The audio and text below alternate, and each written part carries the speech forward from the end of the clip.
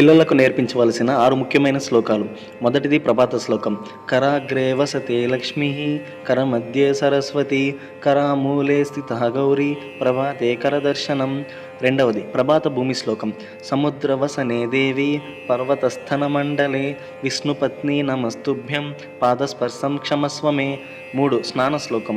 గంగే చ యమునే చైవ గోదావరి సరస్వతి నర్మదే సింధు కావేరి జలేస్మిన్ సన్నిధం కురు. 4 నమస్కార శ్లోకం. త్వమేవ మాతా చ పితా త్వమేవ త్వమేవ బంధుశ్చ సఖా త్వమేవ త్వమేవ విద్యా ద్రవిణం త్వమేవ సర్వం మమ దేవదేవ. 5 భోజన పూర్వ శ్లోకం.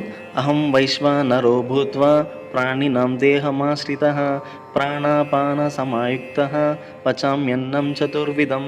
6 నిద్రా శ్లోకం.